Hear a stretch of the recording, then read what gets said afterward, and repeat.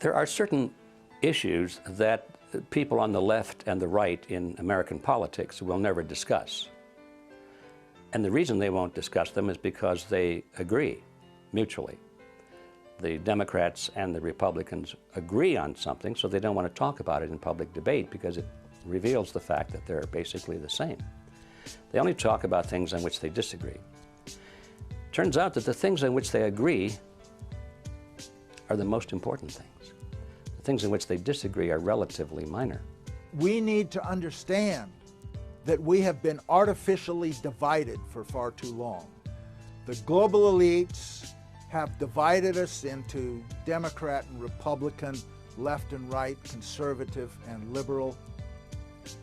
They have divided us with hot-button issues like abortion and gay rights and gun control and prayer in schools. And by doing so, they have given us, the electorate, the illusion that we have a choice, when in reality, both the Republican and Democratic parties are owned by the same global elites.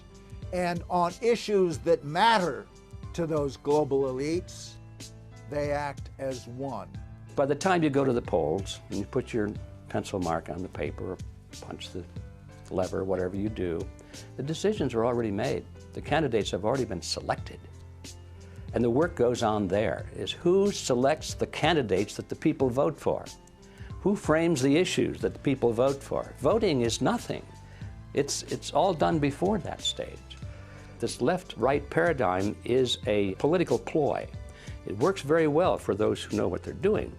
We find that the Republican Party and the Democrat Party both are pretty much in the hands of a relatively small group of people with a membership of about 4,000. It's called the Council on Foreign Relations. These are the people that are really pulling the strings in both the Republican and the Democrat Party. We get a lot of advice from the council, so this will mean I won't have as far to go to be told what we should be doing and how we should think about the future. People like Hillary Clinton know, even at that elevated position, Hillary Clinton, you'd say, was one of the big movers and shakers. Compared to the Council on Foreign Relations, she's not. She's a small fish. And she knows that she's got to get the approval of the CFR. I had a friend, Nick Rockefeller, okay, who was one of the Rockefeller family. The ultimate goal that these people have in mind is to create a one-world government. And this is given me straight from Rockefeller himself. This is what they want to accomplish. Not just any world government, but a world government based on the model of collectivism. In other words, big, powerful, centralized world government. If it were a world government based on the principles of freedom and freedom of choice, freedom of culture, low intervention, if no intervention in the lives of normal human beings, it might be a wonderful thing, but that's not the kind of world government the left and the right have in mind. They're talking about total world government with all major decisions being made at the top and people at the bottom being peasants, basically, in a high-tech feudalism. In a brief video introduced by the United Nations Secretary General Boutros Boutros-Ghali and containing some exceptional footage, the connection between the United Nations, New York City, and the Rockefeller Foundation is clearly drawn. The future of this country and the lives of our children and our children's children are interwoven with the success of the United Nations. In it lies the hope of the people of the world. My father considers it a privilege to have had a part in the development of its permanent home. I'm glad to hand you, Mr. Lee, my father's check. Thank you, Mr. Rockefeller. For every single department of government you have on a federal, local, county, state, provincial level, the United Nations had an equivalent department to deal with everything. It was already set up, in fact, to be global government. H.G. Wells said at the League of Nations, which was the embryo for the United Nations, he said, this is the nucleus of the world governments, when eventually all laws will come from there, be passed and signed into law by treaty of all the member countries. Eventually, we won't even have to go through the farce, and that's what it is, of voting in parties or candidates, because in the latter part of the 20th century and now into the 21st century, we're being trained, rather obviously, to simply accept rule by experts, rule by scientists, rule by professionals, and that's what they mean when they call governance. 2009 is also the first year of global governance, with the establishment of the G20 in the middle of the financial crisis. The climate conference in Copenhagen is another step towards the global management of our planet. By order of the City Minister of Chief Police, I hereby declare this to be an unlawful assembly. If people would just engage a few more brain cells, open the eyes and look, they will see the scale of fascism, no other word for it, that we are being subjected to today. I remember we had an FBI consultant on the picture telling me that they can use your ADT security box microphone to get your stuff that's going on in your house, or OnStar, they could shut your car down. And he told me that 1 in 5 phone calls that you make are recorded and logged. And I laughed at him, and then he played back a phone conversation I'd had 2 years prior to joining the picture, the FBI consultant. And it was like one of those phone calls, it was like, you know, what are you wearing type of things. Really? Yes, it was mad weird. Wait, so you mean they had a record of you from 2 years prior to me joining the picture. Even being associated with the movie? With the movie. Well, that seems creepy. It's extremely creepy. Tim, is there any way, now obviously it was a voicemail, they could try to get the phone companies to give that up at this point, but if it's not a voicemail, it's just a conversation. There's no way they actually can find out what happened, right? Unless she tells them. No, there is a way. We certainly have ways in national security investigations to find out exactly what was said in that conversation. It's not necessarily something that the FBI is going to want to present in court, but it may help lead the investigation and or lead the questioning of her. So somewhere it's being digitized, or they can actually get that. Because people were saying, look, that wouldn't be possible. Yes. It's pretty incredible what you're saying. No, welcome to America. All of that stuff is being captured as we speak, whether we know it or like it or not. Note to self, as Deb Farrick just said here, yeah.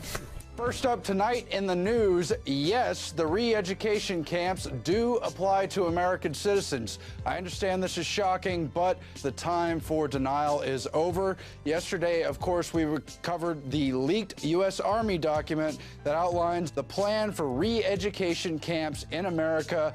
I can't believe it either, but yes, they do use the word re-education, and they repeatedly refer to operations inside U.S. territory. Paul Watson has highlighted all the quotes about how the psychological operations officers are going to be brainwashing people in the camps, determining who needs to be indoctrinated, and on, all part of this Department of Defense document for internment and resettlement specialists. So it refers to in the document DCs, that's displaced citizens or civilian internees.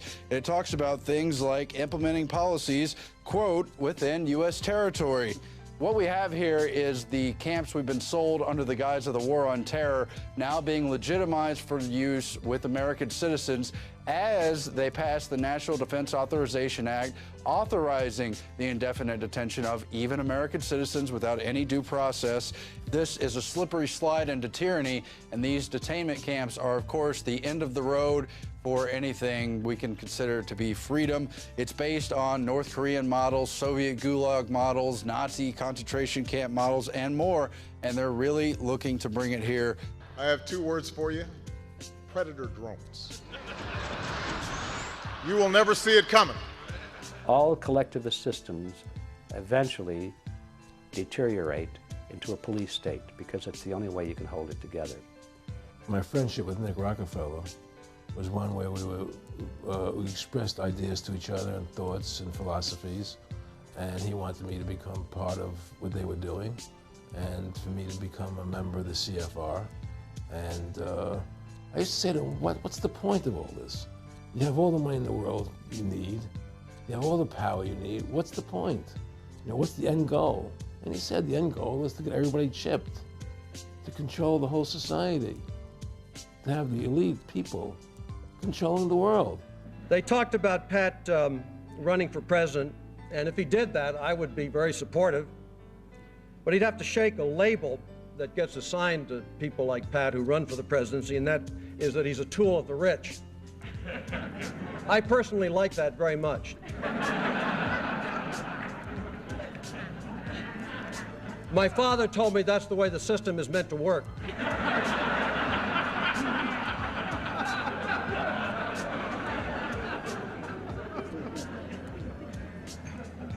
You know, I think Pat's coming quickly. Soon, I think he's going to be in a position for the Trilateral Commission. And if he shows promise beyond that, there's Bilderberg. World control, Pat.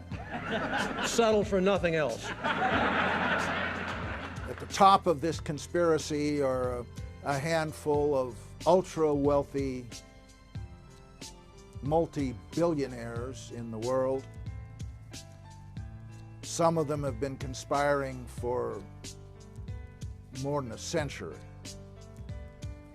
Their tools are the Council on Foreign Relations, the Bilderbergers, the Trilateral Commission, and they have tools in other countries as well.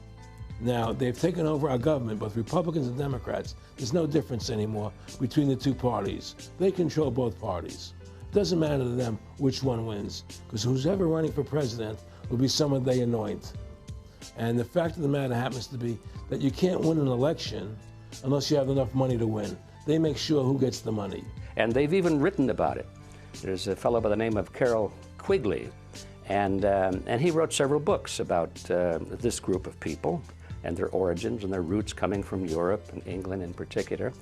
And he comes to a very interesting point in one of his books where he says, okay, this is the way the real world is. He said, how is it that we collectivists, we elitists, how can we rule the world when at the same time we want to let the average person think that they're living in a, quote, democracy?